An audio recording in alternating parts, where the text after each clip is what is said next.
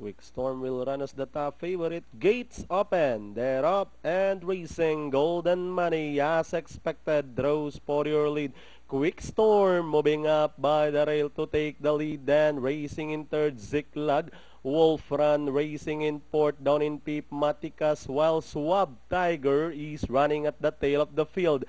Past the half-mile pole, Quick Storm, the leader by about a length and a half, followed by Golden Money in second. Then racing now in third is entry number 1, Wolf Run, followed by Ziklag, Maticas, and Swab Tiger in that order.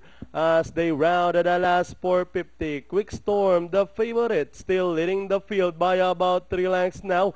Golden Money remains in second, Wolf Run still in third, Ziklag by the rail moving up is Maticas, and down the stretch they come.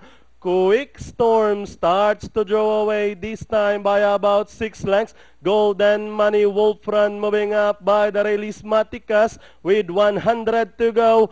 Quick Storm is too classy for race number 1, winning it by about 8 lengths over Wolf Run. Then comes close between Maticas and number 6, Golden Money, Swab Tiger, and Ziklag.